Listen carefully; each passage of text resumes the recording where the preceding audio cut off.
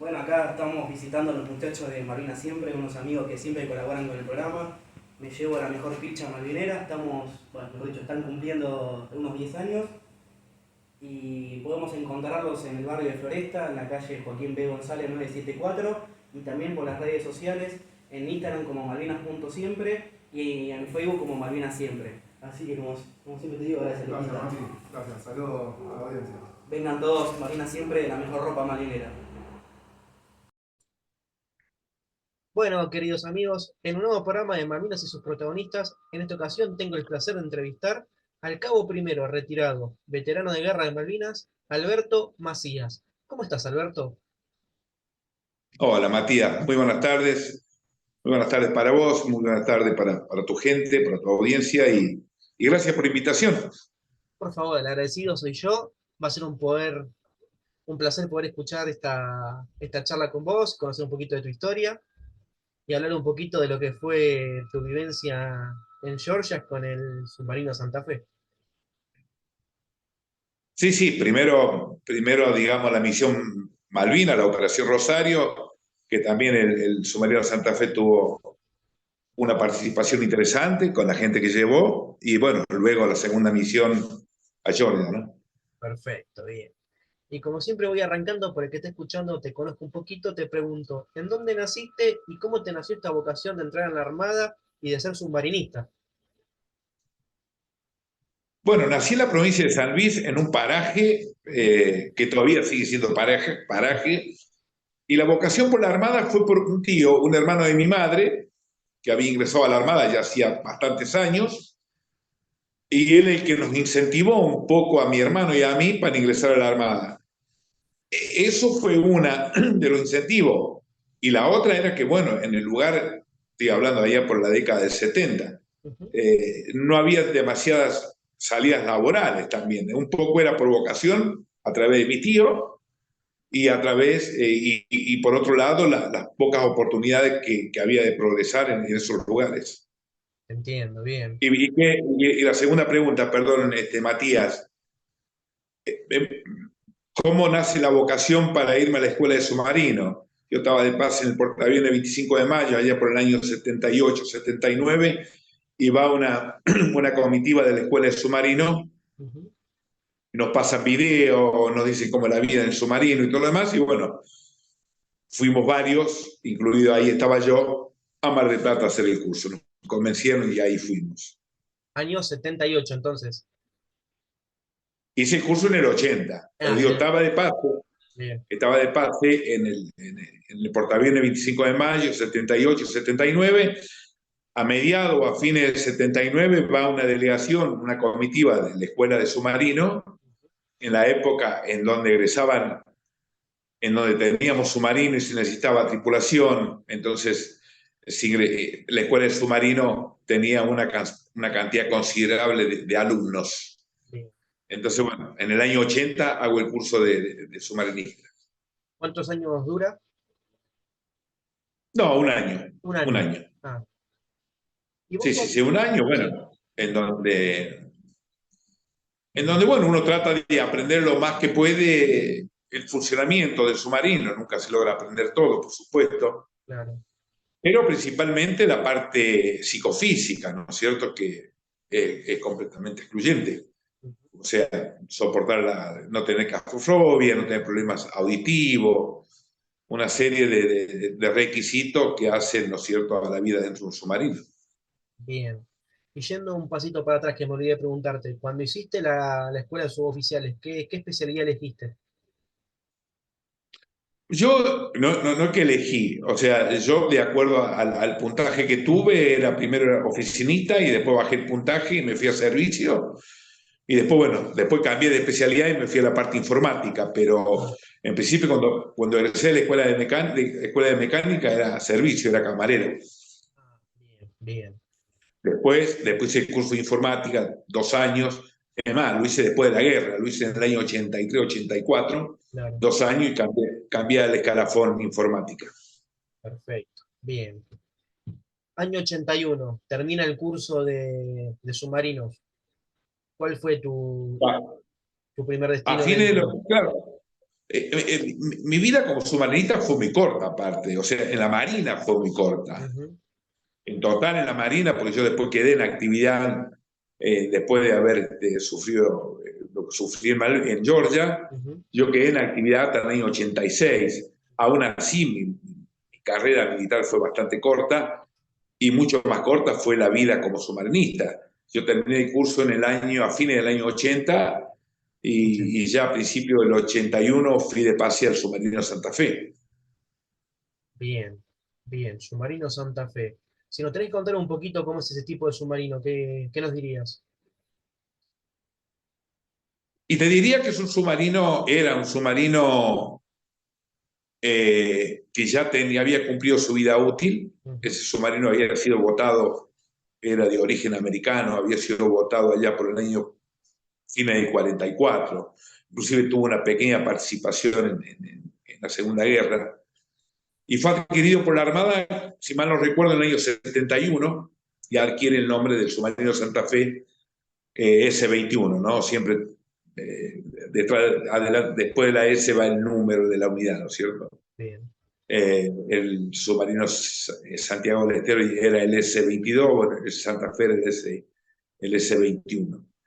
Un submarino que tenía capacidad para 80 tripulantes, un submarino grande, y tenía una eslora de casi 94 metros.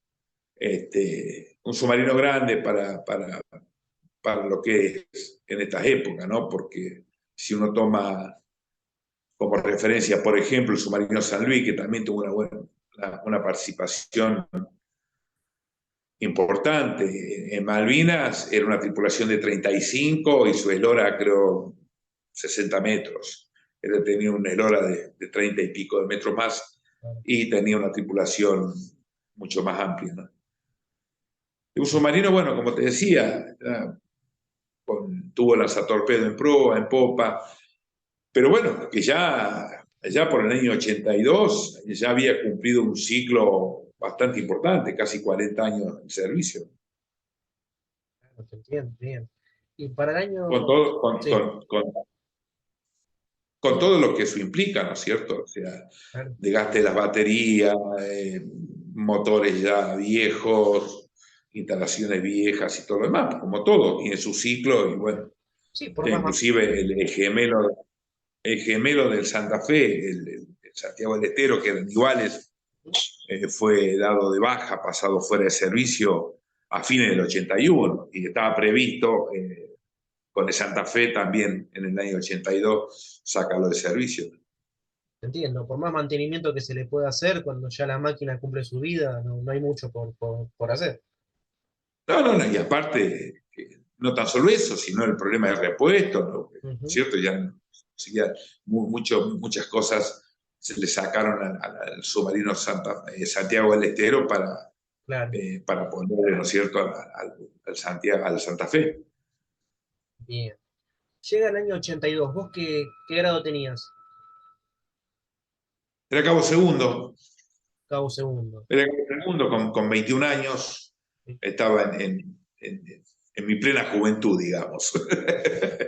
te entiendo. Y la base estaba, como sigue estando, allá en Mar del Plata. Exacto, sí, sí, sí, siempre Sí. estuvo ahí. Hubo algunos intentos de llevar al sur, a la Ujú. zona de Puerto Madryn, pero bueno, eso no prosperó. Sí, sí, sí, siempre estuvo ahí en Mar del Plata y sigue estando, ¿no? Llega el año 82. Todos sabemos que enero y febrero son meses de pase, vacaciones. ¿Cómo fue la vida de ustedes en la base en los primeros meses del año? Completamente normal. O sea, como cualquier otro mes, nada más, bueno, como vos decías, las vacaciones, bueno, Mar del Plata es una ciudad turística, así que bueno, se disfrutaba pleno todo eso, ¿no? Y encima la base está pegada a la Playa Grande, por ejemplo, ¿no es cierto? Entonces, normal, no. Completamente normal hasta fines de marzo, por supuesto, ¿no? ¿Qué pasó a fines de marzo? ¿Cómo fue? No, no, no, a fines de marzo. En aquella época, Matías, digamos, las Fuerzas Armadas Ujú, en general y en particular la Armada, y en particular dentro de la Armada, la flota de mar, ujú. se navegaba mucho, se hacían muchísimos ejercicios, se tenían muchas unidades, teníamos varios submarinos, digo varios, hablo del San Luis, del Salta, del Santa Fe, y próximo a llegar, ¿no es cierto?, el Santa Cruz y el submarino San Juan, que todos sabemos el desenlace que tuvo. Pero digo, a lo que voy era que se navegaba mucho, nosotros permanentemente estábamos en navegación y haciendo ejercicio. Y pensábamos, cuando zarpamos allá por el 27 de marzo del 82, que era un ejercicio como tanto, ¿no es cierto? Que era un ejercicio que por ahí eran 10 días, por ahí eran 12, por ahí eran 15 de navegación. La tripulación en su conjunto, salvo por ahí el señor comandante y su plana mayor, inclinaría más a decirte que el comandante sabía cuál era el destino nuestro. Es nada. Sabía cuál era el destino y sabía cuál era la misión. El resto de la tripulación no lo sabíamos. Pero bueno, el submarino navegó rumbo al sur, pero ya lo habíamos hecho en otras oportunidades. Y bueno, tomamos conciencia ya prácticamente el 1 de abril en horas de la noche cuál era la misión. O sea, el resto de la tripulación o el total de la tripulación se entera más o menos en esa fecha y en ese horario. Bueno, después vino todo el operativo para desembarcar los buzos tácticos y todo lo demás, y bueno, ya la adrenalina empezó un poco a tomar otros valores, ¿no es cierto?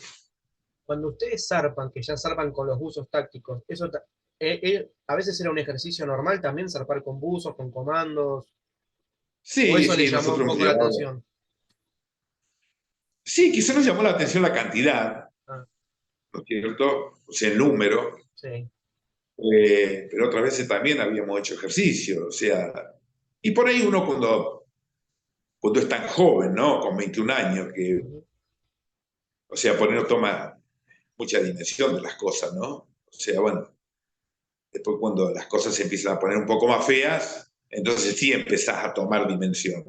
Pero bueno, sí, nos llamó la atención la cantidad que eran, pero bueno, por ahí yo no recuerdo haber sospechado absolutamente nada. Y decir, bueno, el submarino es un lugar muy pequeño en donde se comparte todo. Sí. O sea después en el comedor jugamos, y no recuerdo, si vos me lo preguntás, no recuerdo de que se haya hablado de cuál era la misión nuestra, hasta el 1 de abril en hora de la tarde, noche. Yo me imagino que el que les da el aviso es el comandante, ¿no? Sí, sí, ya los preparativos en sí, porque nosotros emergemos cerca de Puerto Argentino alrededor de la 1, 2 de la mañana, Sí.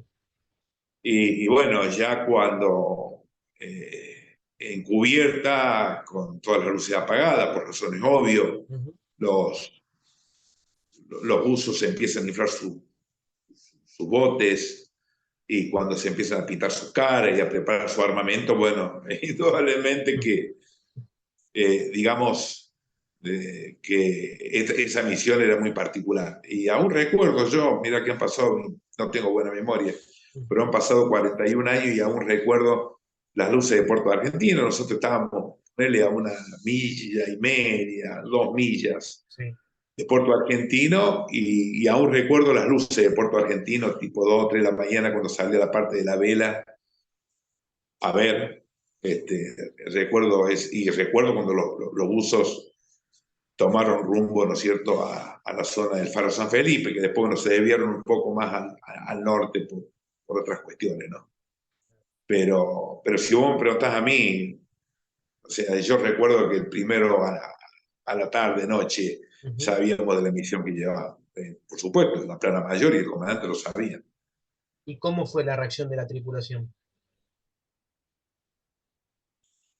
Bueno, nosotros nos enteramos de que la operación había sido exitosa al otro día por un Ujú. radiograma que llegó a todas las unidades y se leyó por el altoparlante, en donde se decía, creo que fue el almirante Busser el que estaba a cargo de la operación, no recuerdo bien, Sí. en donde, bueno, en un escrito decía que la operación había sido realizada con éxito, que las islas habían sido recuperadas y que flameaba nuevamente la bandera nuestra. Bueno, una algarabía total dentro del submarino, ¿no?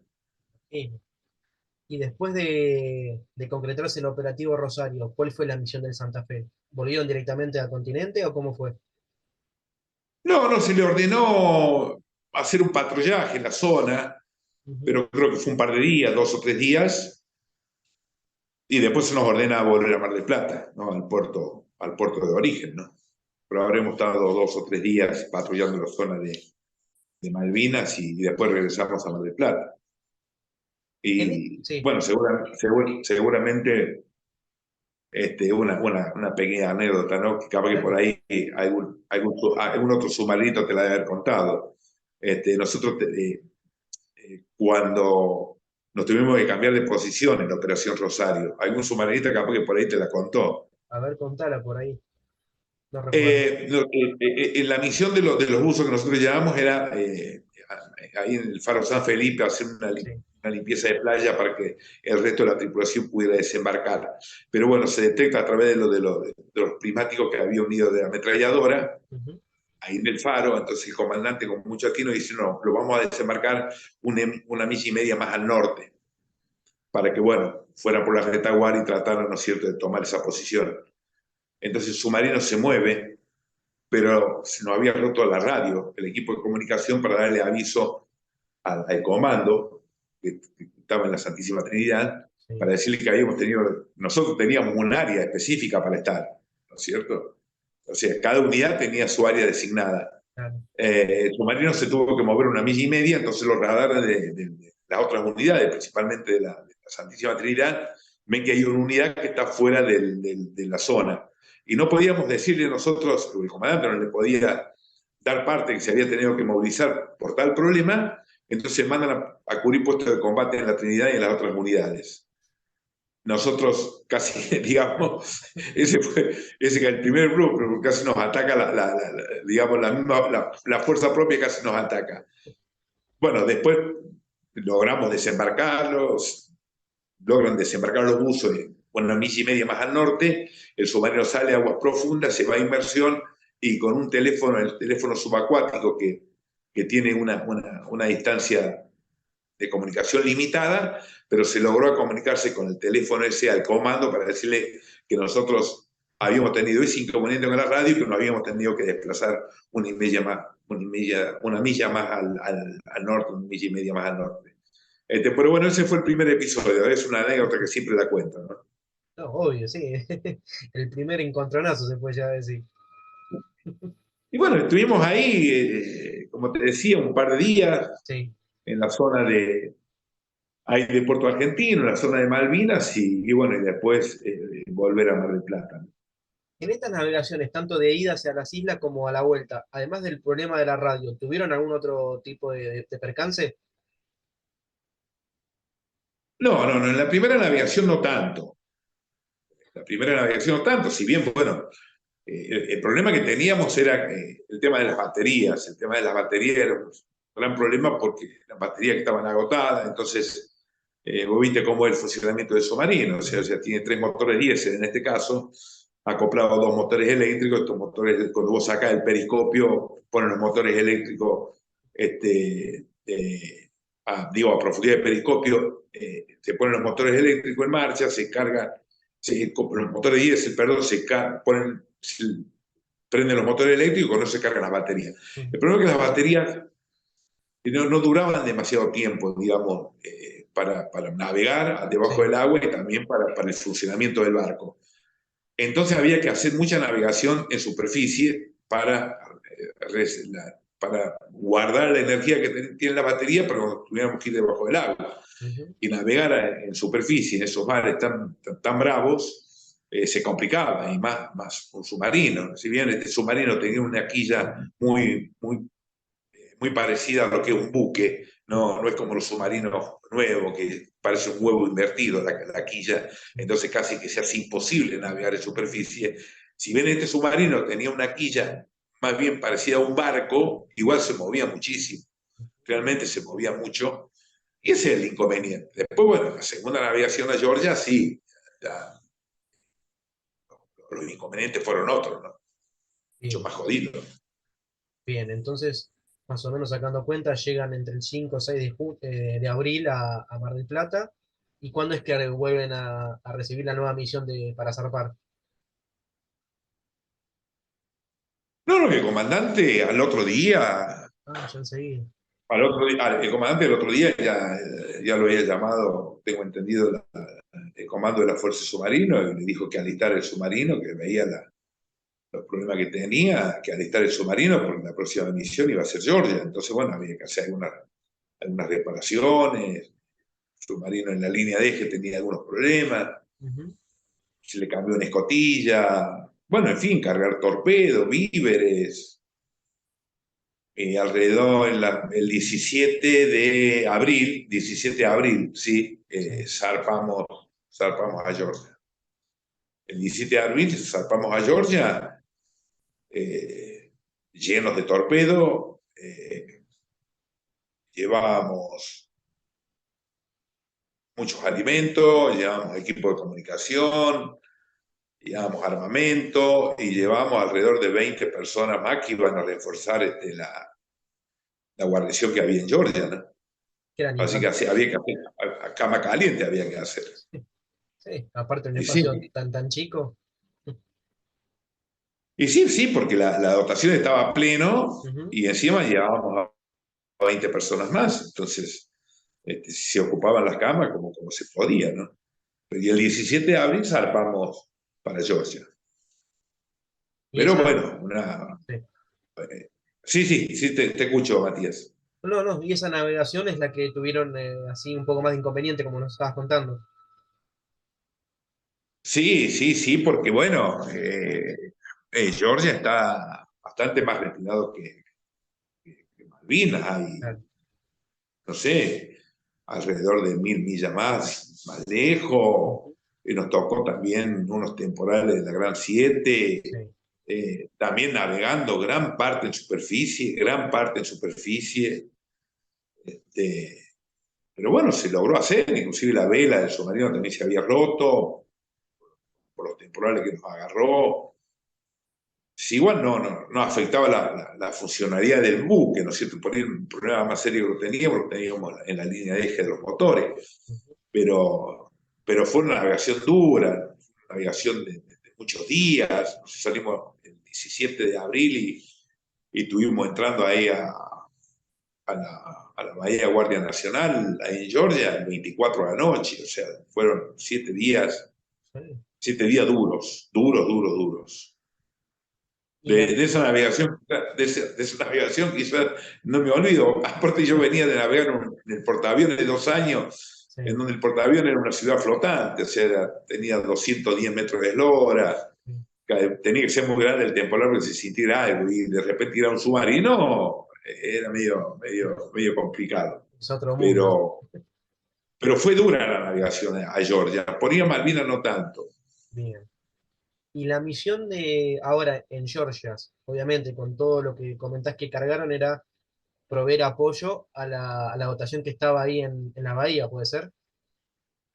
Exacto, exacto. Digamos, estas 20 personas que llevábamos iban a formar parte, se iban a incorporar a la guarnición que ya había ahí, que eran alrededor de 100 hombres.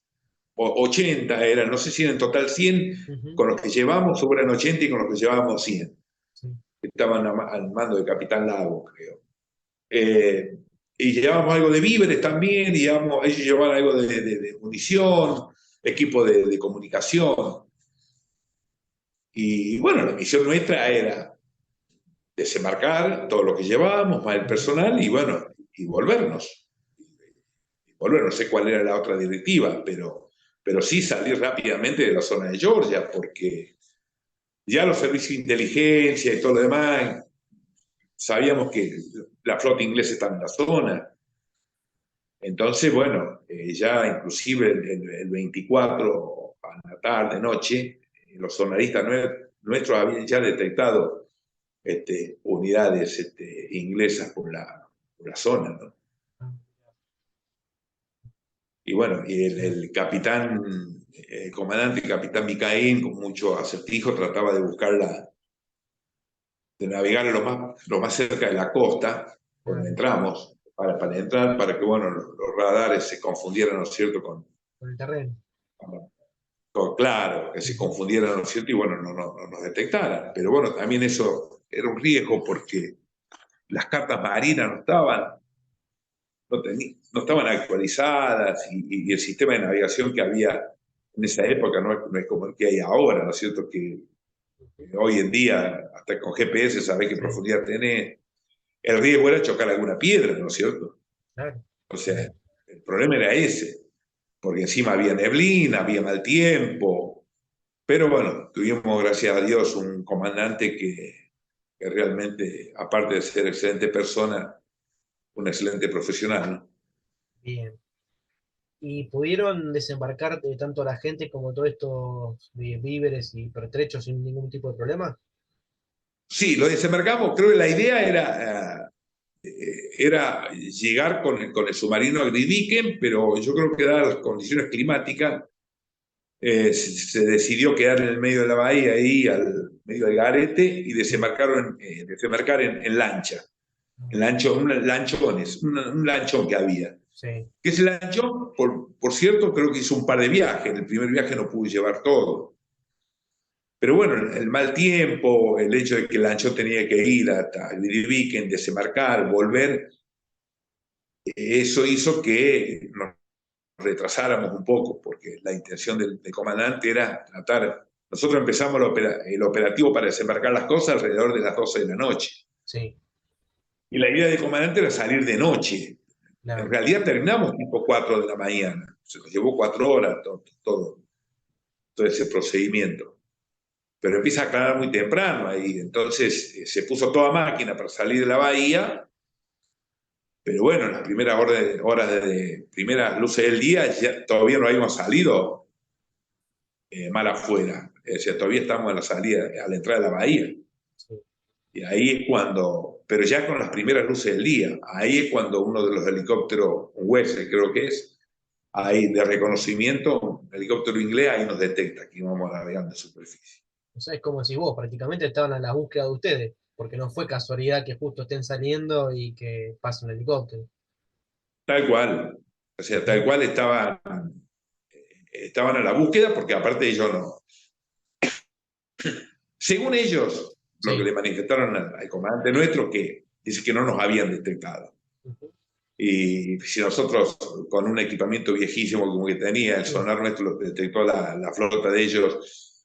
Y yo creo que, bueno, digo, bueno, dejamos que desembarquen todo y a la salida o en el medio de la bahía los Lo agarramos. agarramos, claro. Digamos, si no, si no es medio incomprensible de que no nos hayan detectado realmente. Ellos aseguran que no y que no, pero la mayoría coincidimos de que sí, que nos detectaron y bueno, ellos mandaron, creo que la fragata de la Antrim, creo que salió el helicóptero de reconocimiento para ver y ahí nos agarraron saliendo ahí de la bahía o a la entrada de la bahía, ¿no? Y en ese vuelo que se cruzan con el helicóptero, ¿recibieron algún tipo de ataque o solamente los vio y el helicóptero siguió? No. Ahí empieza a atacarnos y el mismo personal del helicóptero, que iba en el helicóptero, piden apoyo. Entonces, ya después no fue uno, sino que fueron algunos más, otros helicópteros más, y iban, se reabastecían y volvían. Y bueno, nos atacaron con todo lo que tenían, ¿no? Porque la verdad que yo no sé el submarino cómo se mantuvo en superficie, porque si bien hasta torpedos nos tiraban torpedos que yo no los vi, pero me decía el comandante que nos tiraban el torpedo con paracaídas, pero claro, esos torpedos trabajan a una profundidad de 9 metros, entonces bueno, entraban a dar vuelta y bueno, No encontraron perdían, nada. perdían su, perdían su autonomía y terminaban explotando en la costa, en cualquier lado, pero bombas de profundidad, misiles, Fueron varios ataques entonces. ametralladoras. Sí, fueron muchísimos ataques. El submarino enseguida se queda sin energía eléctrica, así que abajo era un caos con la luz de emergencia, después se pudo restablecer la luz, llevaba una eslora estaba escorado 30 grados, Y bueno, el comandante decide volver a Gredivique, ¿no es cierto? Porque es imposible seguir navegando así. Bajo el ataque permanente de los helicópteros ingleses. ¿Ustedes tuvieron forma de repeler ese ataque? ¿O por lo menos defenderse con algo? ¿Cómo fue? Y nosotros no teníamos demasiado armamento, porque bueno, si bien era un submarino viejo, porque ya los de la Primera Guerra sí tenían una ametralladora en la cubierta, que después no sé cómo la utilizaban, porque con la sal y todo lo demás se complicó un poco, pero si lo tenían era porque lo usaban, digo, en la Primera Guerra. Claro. Pero esto ya directamente no tenía nada en la cubierta. Entonces, cuando Feldman, el Chacho Feldman, que estaba de vigía, cuando nosotros estábamos navegando ahí, saliendo de la bahía, cuando detecta el primer helicóptero, Ujú. él dice, helicóptero a popa, a proa, y bueno, el helicóptero había lanzado algunos primeros ataques y pide voluntario, teníamos fusiles FAL nosotros. Pero claro, esos fusiles FAL capaz que no se utilizaron nunca en los submarinos, porque bueno, se tiraban con los fusiles FAL y se trababan. Y bueno, tratamos de repeler el ataque con los fusiles FAL. Entonces eso permitía que los helicópteros usaran la vertical, se los pusieran arriba del submarino. Sí, ¿Se entiende? sí, sí. Usaban la vertical para que no darnos ángulo a nosotros para que le tiráramos, porque era difícil tirar hacia arriba, porque no tenías o sea, no tenías ángulo. Pero también a ellos se les hacía difícil atacarnos de arriba, pues no sé, de arriba. Se les hacía más complicado. Entonces íbamos ganando tiempo con eso, ¿no es cierto? Porque estábamos volviendo a Grediviken a ver si, bueno, si desde tierra nos podían dar algún tipo de ayuda De para apoyo. Sí. desembarcar o ver cómo hacer. Y bueno, así que no. Fuimos ahí 6, 7 voluntarios y bueno, a buscar fusiles, a buscar cargadores. Y había 3 que tiraban ahí en la vela, 3 o 4, y otros que aprovisionábamos munición, llegándole arriba.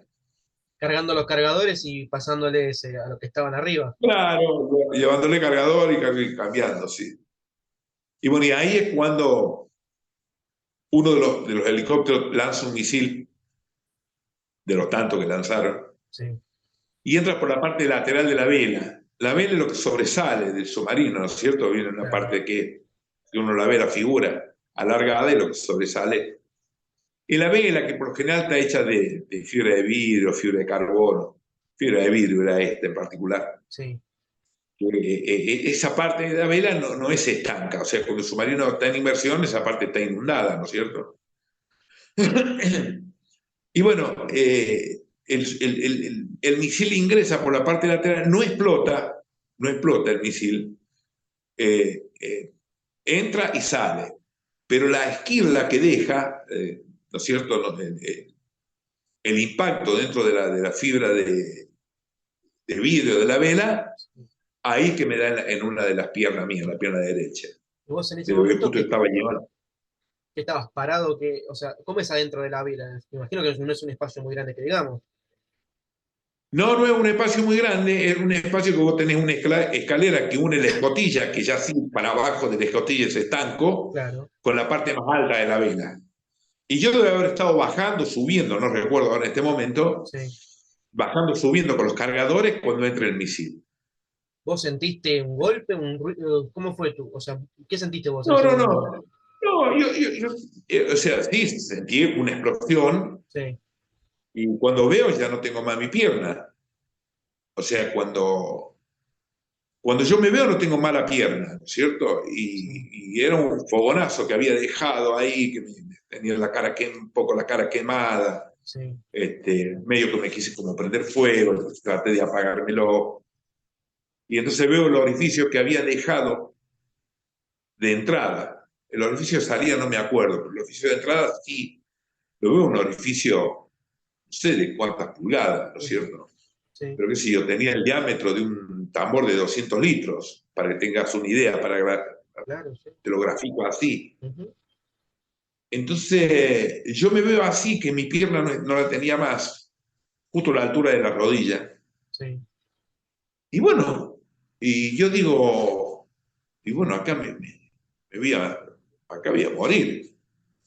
Entonces, otros compañeros míos creo que habían bajado ya ahí, no me acuerdo bien. Entonces yo miro el orificio que había dejado el misil y veo el agua ahí abajo, ¿no? Unos 5 metros más abajo veo el agua. Sí. Entonces estuve a punto de tirarme al agua porque ahí el agua está a 1 grado, bajo cero, no se congela por la sal, ¿no es cierto? Pero yo voy a morir de hipotermia y de paso me va a ayudar a calmar un poco el dolor que tengo. Y tuve a una milésima de segundo de tomar esa decisión. Es decir, no era, o sea, fue una milésima de segundo porque encima seguían los ataques, ¿no es cierto? O sea, yo digo, me muero acá, porque nosotros en el submarino no tenemos quirófano, no tenemos médico, pero sí tenemos un buen enfermero como el que teníamos, ¿no es cierto? Porque Arnaldo Fune, que era el enfermero a la cual yo le debo la vida a él, y bueno, ya no lo tengo porque ya partió a la patrulla eterna, decimos nosotros los marinos.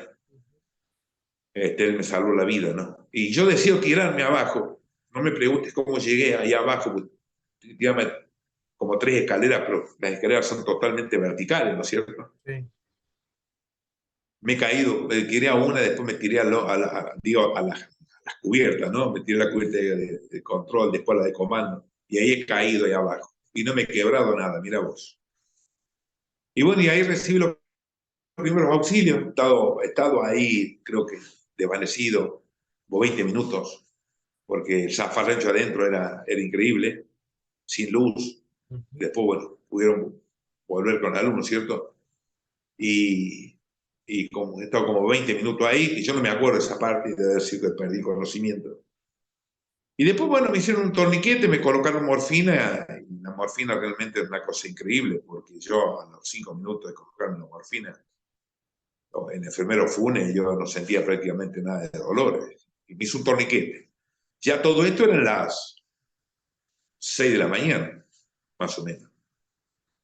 Pero sí, te comentaba que, bueno, esto habrá sido tipo 6 de la mañana, cuando el enfermero me hace el torniquete, me aplica la morfina, y bueno, y ahí sentí realmente un alivio increíble.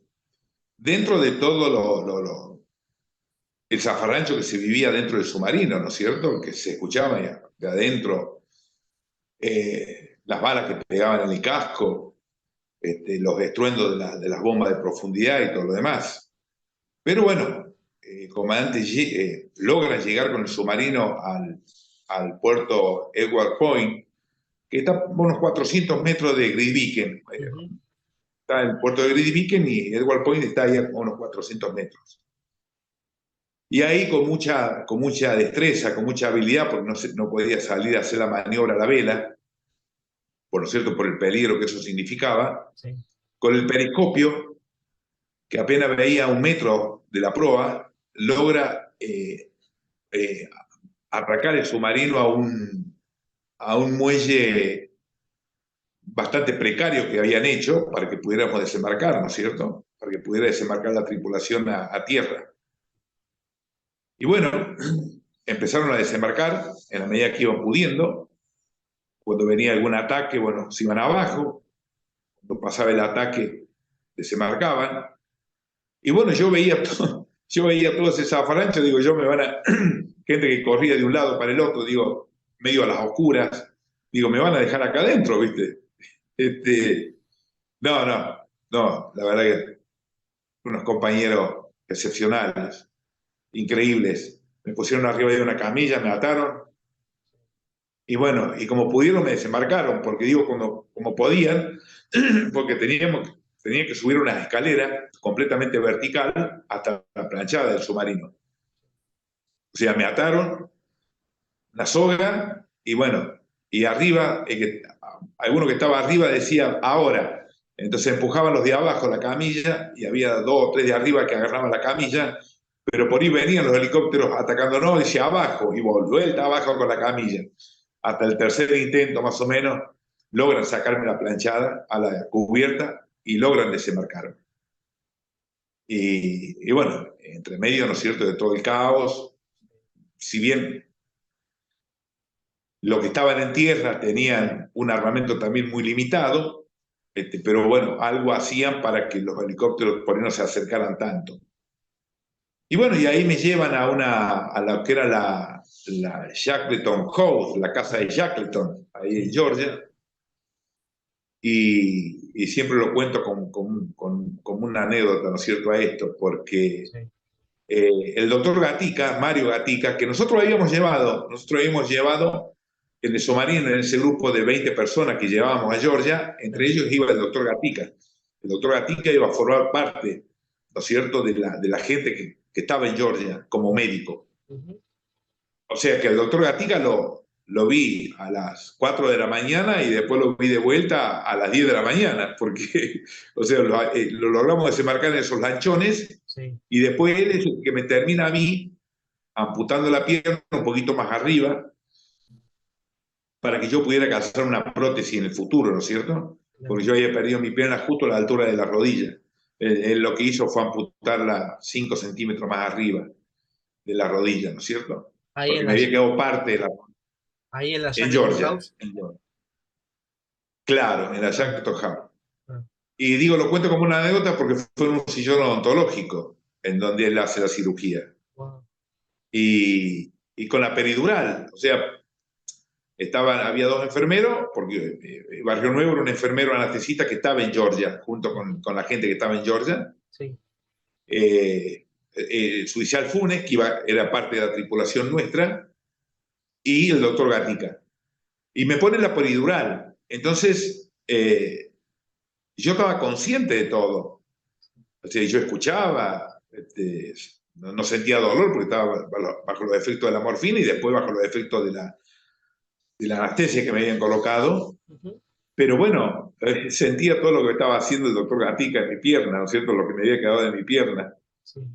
Y en el medio de todo eso, los bombardeos, porque ya a esa altura, parte de la flota inglesa había entrado a la bahía. Entonces nos bombardeaban directamente ya, no solamente con los helicópteros, sino con la flota inglesa, con alguna fragata, como la Antrim, creo que la Plymouth, Sí. algunas de ellas. Entonces, como la estructura era toda de madera, o sea, quizás las bombas explotaban lejos, capaz que a 50 metros, 100 metros, pero se movía todo, o sea, se movía absolutamente toda la estructura De la casa. se sentía como un temblor, se sentía ahí adentro. Claro. Y el doctor Gatica no se inmutó, seguía con su trabajo, ¿no es cierto? Seguía con su trabajo para, bueno, Tremendo. para que yo pudiera sobrevivir, ¿no? Tremendo. Aparte tampoco tenía muchos elementos, porque me imagino que era lo que él había llevado para allá. Exacto, exacto, era muy escueto lo que tenía él. Ujú. Era muy escueto, por eso digo, excelentes profesionales, porque yo después de 41 años todavía puedo usar mi prótesis. Ujú. Y eso que fue algo traumático, Sí. lo mío fue algo en un lugar inhóspito, como vos decías, con muy pocos recursos. Ujú. Y aún así, a los 63 años, o sea, todavía puedo calzarme una prótesis, ¿no? Entiendo. O sea, digo, hay que resaltar y hay que rescatar el profesionalismo, ¿no? Claro. ¿Y vos seguís teniendo contacto actualmente con el doctor? Sí, ahora hace bastante que no, porque creo que no sé si está viviendo en Barcelona, Ah, pero hasta hace poco sí tenía contacto y he perdido su número porque cambié mi teléfono y he perdido su número, pero ya lo voy a rescatar, así, para bien. escribirle a Marito. Es una hermandad de fierro que Encima ¿cómo, no, que Matías? es una hermandad de fierro que se hace y perdura. Sí, totalmente, totalmente, sí, sí, sí, sí, bueno, y se me fue mi amigo del alma, mi hermano de toda la vida, Funes, Funes, se me fue, nos dejó hace un tiempo, un par de años atrás. Y ahí, También, excelente persona, compañero. y ahí que nos estabas comentando Y que vos, bueno, justo con Mario, ¿qué cosa? no, te decía que, bueno, somos medio coprovincianos porque es de la zona de Mina Clavero, acá en el Ah, oeste cordobés. sí. Y si bien yo soy de la provincia de San Luis, pero estamos a unos 50 kilómetros, 60. Ah, Y yo estoy en los límites con Córdoba, entonces ah, era de esa zona, Marito. ah, sí. Y una vez que Una gran te, persona. Bueno, es bueno resaltarlo. Una vez que te logra estabilizar el tema de la pierna, ya estamos hablando de 24 y la remisión de Georgia fue el 25, si no me equivoco. ¿Cómo fue esas horas al otro día? No, no, no, porque recuerda que el ataque fue el 25, tipo 5 de la mañana. Ya, Sí, ya era 25 de abril. de abril. 25 de abril a las 5 de la mañana. Bueno, siguen los combates a pesar de la diferencia, ¿no es cierto?, de armamento y todo lo demás que había. El doctor Gatica, bueno, hace su trabajo y me ponen en una habitación y yo cuando me despierto tipo 4 de la tarde, que habrán sido a esta hora, porque el doctor Gatica habrá hecho su trabajo 11 de la mañana, 12, inclusive siempre me lo dijo. Dice, vos, una persona jamás podría haber, con la herida que vos tenías, podría haber aguantado un torniquete de las 5 de la mañana, que perdí mi pierna, hasta casi las 12 del mediodía. Dice, lo soportaste por la edad que tenías y la coagulación y otros factores hacen de que, ¿no es cierto?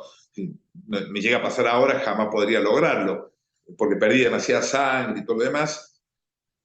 Pero el doctor Gatica termina con su trabajo a las 12, me pone en una habitación, yo me despierto, Sí. me dormí, producto, ¿no es cierto?, de la anestesia, de los calmantes, y me despierto ya cuando ya la guarnición de Georgia se había rendido, alrededor de las 4, 4 y media de la tarde, y ya ante la superioridad que había en todo sentido, en hombres, en armamento y todo lo demás, se decide la rendición de Georgia el 25 de abril, tipo 16 horas. Me lo contaron de que, bueno, se formó, se hizo formación, se cantó el himno, se arrió el pabellón y bueno, con lágrimas en los ojos, los muchachos, con lágrimas en los ojos, los muchachos tuvieron que rendirse, ¿no? Que rendir la guarnición de Georgia. Y bueno, enseguida nomás los ingleses se comunican, de tierra le dicen que hay un herido, que en este caso era yo, Ujú. y ya bajó todo el helicóptero con personal médico, enfermero para asistirme. Yo estaba bien, o sea, lo más atendido, todo lo demás. Ahí me cargan en un helicóptero y me llevan a una de las fragatas de ellos. No recuerdo bien, creo que era la Plymouth o la Antrix, algunas de ellas. Ahí estuve un par de días, ahí ya prisionero y herido, las dos cosas, mientras el resto, que eran alrededor de 180, porque 100 los que había en la guarnición de Georgia, más los 80 de submarinos, 180, todos habían sido capturados como prisioneros de guerra. Ujú. Y bueno, y después me llevan de ahí al Tide Spring, que es un buque petrolero de la Marina Mercante inglesa, un buque petrolero que había sido tomado por la Royal Navy, ¿no es cierto?, para las operaciones que ellos hacían, en este caso, para llevarnos prisioneros a nosotros ahí, con una dotación de civiles, pero también iban personal militar para custodiarnos, ¿no es cierto?, Claro. para llevarnos a la isla Ascensión, después de la isla Ascensión llevarnos a Montevideo, bueno, después de eso te lo cuento después. Eh, el resto, a mí me llevan automáticamente a una de las fragatas, ¿no es cierto?, porque era el único herido. El resto queda prisionero ahí en Georgia, hasta el día 26, si mal no recuerdo, 26 o 27, Sí. que ahí son trasladados al buque petrolero Tide Spring, todo el resto. Pero ahí, en ese lapso, se produce el episodio de nuestro camarada, de nuestro compañero Félix Artuso, el día 26 de abril. Bueno, seguramente en algún lado que a vos te interesa el tema Malvinas, el tema de Georgia, más o menos lo debes tener más o menos en claro, lo que pasa con el suboficial Artuso, ¿no es cierto? Que fue realmente, yo digo, un crimen de guerra, porque si bien, bueno, quedó absuelto y el marino inglés nunca se arrepintió, yo creo que fue nuestro hermano fue una muerte absurda realmente, ¿no es cierto? Porque confusa, que no tiene explicación, realmente no le encontramos explicación, ni hasta el día de hoy le encontramos explicación. ¿Y vos cuándo te enteraste de este suceso? No, yo me enteré a los muchos días, varios días después de estar ya con todo el resto de la tripulación y de Sprint prisionero, porque después de la fragata me llevan al buque petrolero, Sí. yo estaba solo en un camarote con un médico y un enfermero inglés que me cuidaban, me asistían. Pero todos los días, a la mañana y a la tarde, venían compañeros a verme, custodiados, por supuesto, ¿no es cierto?, por los militares ingleses. Mi comandante venía a la tarde, a la mañana y a la tarde, también custodiado, por supuesto, con una custodia personal que él tenía. Pero también mis compañeros venían a verme, y iban rotando. Y un día yo le pregunto al capitán Micaín, que yo había visto a la mayoría, pero que no lo había visto al suboficial Artuso, que por qué no me iba a ver, le pregunto. Y bueno, no me lo habían querido decir a mí, porque bueno, me veían en el estado que estaba y todo lo demás, bueno, que no me querían dar. Bueno, y ahí me lo dice, el suboficial Artuso pasó esto, esto y esto. Y bueno, por supuesto que me invadió la tristeza, la angustia, la bronca, la impotencia, ¿no es cierto? Muchos sentimientos, sí. Y sí, porque a pesar de que yo era uno de los más jóvenes, no el más joven, pero uno de los más jóvenes, se comparte mucho en un submarino. Claro. En la vida del submarinista es una familia, con todo el verticalismo, con todo, ¿no es cierto?, el respeto que hay hacia el superior. Es una dotación muy particular porque todos los días nos vemos la misma escala y podemos navegar 10 días, 15 días y nos vamos a cruzar en un pasillo o nos vamos a cruzar en el comedor, vamos a compartir la comida. Es una vida totalmente muy particular. Entonces, bueno, indudablemente lo que le pasaba a uno es como que nos pasaba a todos, ¿no es cierto? Pero bueno, me enteré en esas circunstancias, así como me enteré también a bordo, estando prisionero, me entero del hundimiento del Belgrano. El médico inglés, me acuerdo, un gringo muy alto, buen tipo, buena persona. A mí me atendieron realmente muy bien los ingleses. No tengo nada para decir. Me hicieron 2 o 3 retoques en mi muñón, ya estando prisionero. Sí. Entre el doctor Gatica, el médico inglés y el capitán Micaín. Digo el capitán Micaín porque el doctor Gatica no dominaba mucho el inglés, entonces el capitán Micaín le hacía de traductor entre el médico inglés y el doctor Gatica, ¿me entendés? Entonces ellos hablaban y bueno, me hicieron como 3 retoques, me atendieron bárbaro, pero el médico inglés un día va con un papel y un avirome y no dominaba muy bien el castellano él, pero me decía buque grande argentino, entonces yo digo, me quiere sacar información y yo le decía como que no entendía. Entonces me dibujaba un crucero y me dice General Belgrano, me dice como le salía a él. Y yo me hacía como que no le entendía, y él me hace una flechita hacia abajo y me hace una cruz, hundido me pone. Pero nosotros estábamos en plena navegación de Georgia a la isla Ascensión. Sí. Entonces cuando viene mi comandante, se lo comento. Le comento este episodio a él, y él me dice que trate de guardármelo para mí, y él se lo iba a guardar para él, primero porque no sabíamos si era verdad, Claro. y segundo, porque si era verdad, se iba a crear un ambiente muy, muy complicado dentro, porque el resto de los prisioneros, el resto de los argentinos, estaban en bodegones, había 30 en un lado, 40 en otro. Y quien más, quien menos tenía un conocido, quizás algún familiar dentro del crucero, ¿viste? Porque era una dotación muy grande. Claro. Entonces era para crear un clima por ahí, porque ellos no fueron tan bien tratados como yo. Yo fui bien tratado, porque era el único herido, pero el resto no fue tan bien tratado. Tenían una letrina para hacer sus necesidades, iban a bañarse por la punta de fusil. Está bien, estábamos en plena guerra y éramos prisioneros de guerra. O sea, está claro, ¿cierto? Y uno tiene que asumir esa parte. Entonces, bueno, me pide el capitán Micaín que no lo comente a los de Belgrano, a los que iban a verme a mí al camarote. Y tan es así de que yo se lo comento y se lo comento al capitán Micaín y después cuando llegamos primero a Ascensión, después un avión de la Cruz Roja que nos lleva a Montevideo, Y en Montevideo, arriba del avión, estando todavía en pista, sube el embajador argentino en Montevideo a darnos la bienvenida, en fin, de vuelta, no al país, porque todavía estamos en Montevideo, en Uruguay, y ahí nos dice del hundimiento del crucero. Ahí el resto de la tripulación se Se enteró. entera. Si bien nosotros tampoco teníamos la certeza del 100% Ujú. y rogábamos de que no fuera así. Pero bueno, si esta persona me lo dibujó y me hizo hundir y todo lo demás, era de sospechar que algo de credibilidad tenía, lamentablemente.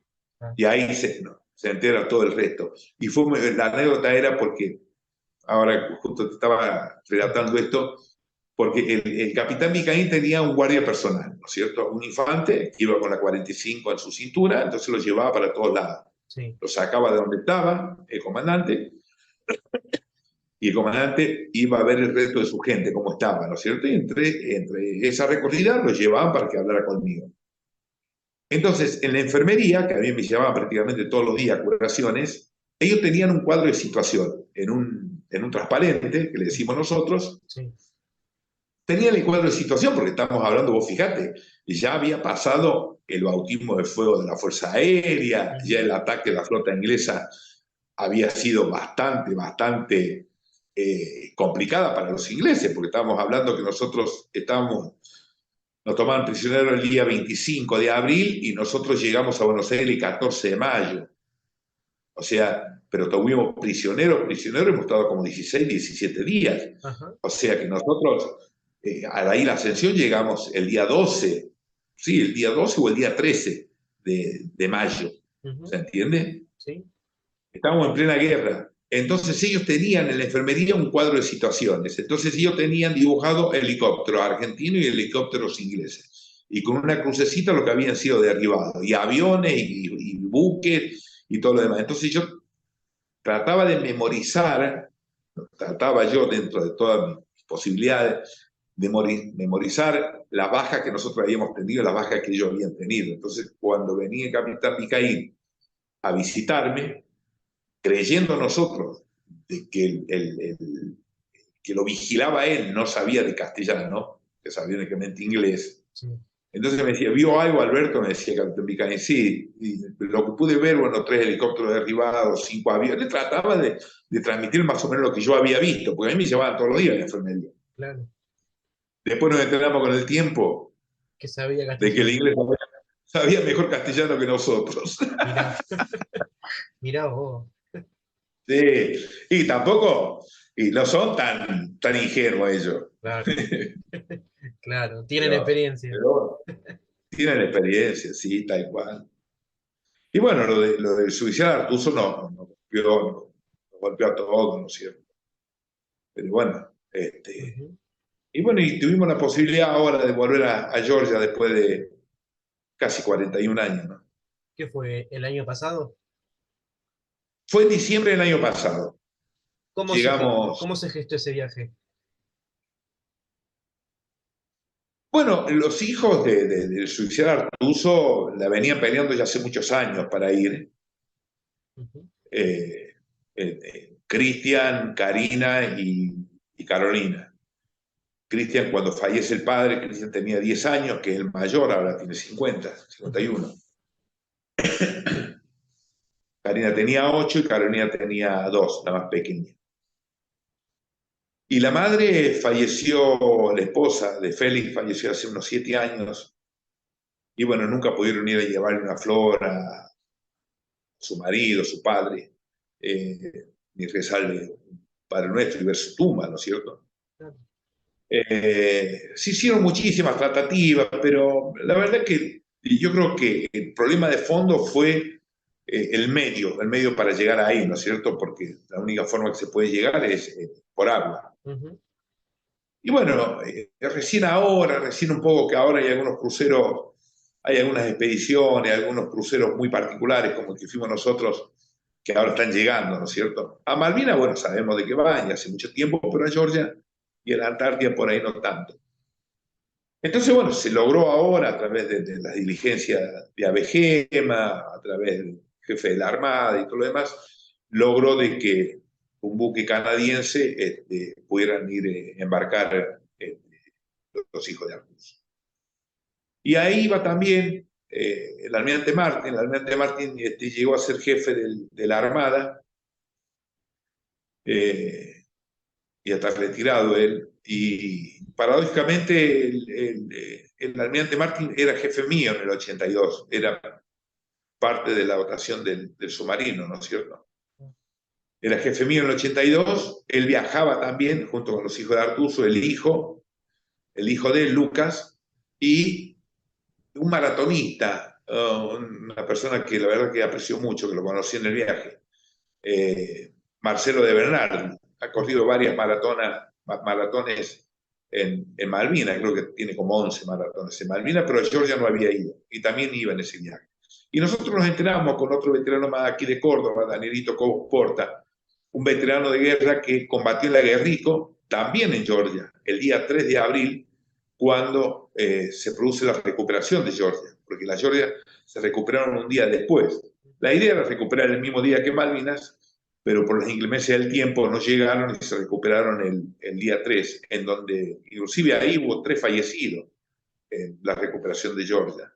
El cabo Huanca, creo que el soldado Aguilar, creo que es, y a Dancieri, no sé pronunciarlo bien, es otro soldado más que también, murieron 3 ahí en Georgia, ellos 3.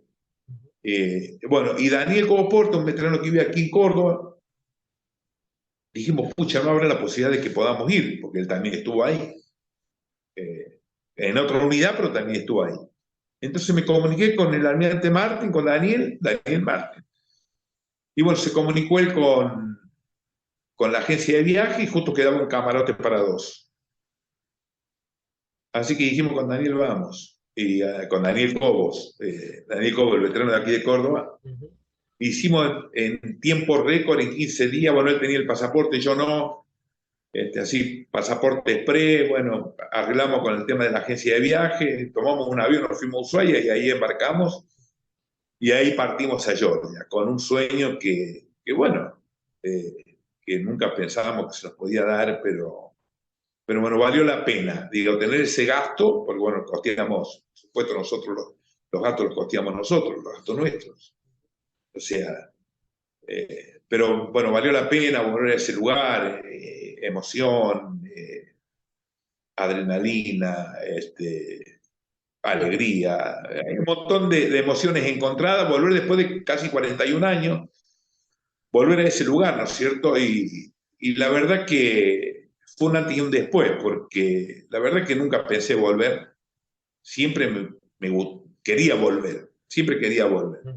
Pero digo, es imposible, está muy lejos, por ahí Malvinas es más fácil, algún vuelo, ¿no es cierto? Pero ir allá era mucho más complicado. Y bueno, y fue muy emotivo primero porque conocimos a los hijos de Félix, hicimos una amistad como de hermanos, como de tío de ellos, como de papá de ellos, ¿no es cierto? Sí. O sea, era como que nos hubiéramos conocido de toda la vida con ellos, realmente. Y seguimos teniendo una amistad ahora. Bueno, esto fue en diciembre, ¿no es cierto? Pero siempre nos escribimos en el grupo y decimos, ya nos estamos extrañando, ¿no? Porque compartimos mucho, ¿viste? En un barco no tenés mucho para hacer. Quedarte en la confitería hasta las 2 de la mañana, tomando café, charlando. Y bueno, y llegar allá y también la adrenalina, veía a los hijos de Félix, que veía que se iban acortando los días, que ya faltaba poco, bueno, se los notaba con esa emoción. Pero fue muy lindo, estar ahí y rendirle nuestro pequeño homenaje también ahí a Félix. ¿Lo tomaste como un cierre de ciclo, el viaje este? Si me preguntás, volvería de vuelta. Bien. Pero bueno, no sé si me van a dar no me da algo económico, pero volvería, sí, volvería. Volvería a ese lugar. Volvería. Sí. Y después de Y por ahí alguien me preguntaba, dice, pero ¿va a volver ahí en donde por ahí tener los peores recuerdos? No, digo, yo trato de quedarme siempre con lo mejor, ¿no es cierto? O sea, tengo la posibilidad de estar hablando con vos, por ejemplo, y estar contando de todo esto, y que te agradezco tanto por tu generación que se vinculen tanto con el tema Malvinas realmente, porque son ustedes los que quedan y son ustedes los que van a seguir con esa llamita que no se apague, gente como vos, ¿no es cierto? Digo, soy un agradecido porque todavía puedo caminar, todavía puedo andar, sobreviví, formé una familia, tengo hijos maravillosos, tengo una mujer increíblemente buena y bueno, trato de rescatar todo lo mejor, ¿cierto? Uno puede vivir de lo peor del pasado, porque si no, ¿viste? Entras en un círculo Dios. en donde no salís. La vida tiene estas cosas y bueno, y hay que afrontarlas. Pues no te queda otra. Yo soy feliz, por eso que me preguntas si volvería, yo realmente volvería, sí, volvería. No te digo este año, Claro. dentro de 2 o 3 años volvería de vuelta. La verdad, Alberto, te adelantaste, justamente te iba a hacer esta última pregunta de qué sentías, si volverías o no, me la acabas de responder, así que realmente te agradezco este tiempo, fue un placer charlar con vos, conocer un poquito de tu historia. Como generalmente le digo a los veteranos, una cosa es leer qué le pasó a cada uno o escuchar alguna noticia o algo, pero cuando tenés la posibilidad de hablar, aunque sea a través de una computadora, no importa, pero hablarlo personalmente, para mí es un placer. Muchas gracias, Matías. Hay un libro, no sé si te gusta leer, hay un libro, capaz que por ahí ya lo leíste, La Odisea del Submarino Santa Fe. Me lo han No regalado es, y todavía no tuve la oportunidad de leerlo. Lo tengo no ahí, es muy largo, no sí. es muy largo, no es muy largo el libro, es de Bóveda. Es muy objetivo, Ujú, es muy objetivo con lo que te cuenta ese libro. sí, Yo voy a dar fe por ese libro, ¿no es cierto? Porque me lo leí ujú, y el autor, o el escritor, como vos lo quieras llamar, que no es lo mismo, por supuesto, lo encara de un enfoque como si él fuera un tripulante más del submarino. ¿Me entendés? claro, Entonces está muy bueno. Realmente, yo no le encontré datos erróneos, ujú, que quizás los tenga, pero yo particularmente no se los encontré. Así que bien. bueno, cuando tengas un tiempito, léelo porque no es muy largo Sí, sí, y está bueno. lo tengo ahí ya a la espera. A veces sobran los libros y y falta el tiempo. Y te falta tiempo seguro, sí, sí, sí, sí. Así que no, el agradecido siempre soy yo y yo te pido por ahí disculpas porque yo por ahí ¿viste? Tengo un ranchito en el campo y no tengo señal y me voy una No, por semana, favor. 10 días. Y bueno, cuando Marta me comentó que personalmente no la conozco, pero también la valoro muchísimo, Marta, vos sí la ubicás, Sí, sí. y valoro muchísimo lo que hace realmente y no dudé en un segundo cuando ella me dice, ¿le puedo dar a Matías el luz? Sí, le digo, por favor, hacelo y coordinamos. Así que para mí ha sido un placer charlar con vos y agradecerte nuevamente todo lo que haces, porque le dedicas tiempo que seguramente vos lo podrías estar para descansar, vos estás escuchando mi historia. Y es quizás mucho más valedero para vos el tiempo, que para mí que estoy jubilado y que por ahí tengo disponibilidad, pero vos que a lo mejor estás en la plena juventud y que vas de un lado para el otro y más con el trajín de Buenos Aires, que tengas este tiempo, 1 hora, 1 hora 20 para charlar conmigo, 1 hora y preguntarme y poner el oído y escucharme, yo te tengo que agradecer a vos. Por favor, te agradezco mucho por tus palabras. Quedamos en contacto y te mando un fuerte abrazo. Otro para vos, Matías. Gracias. Chao, Alberto, gracias. Chao, chao.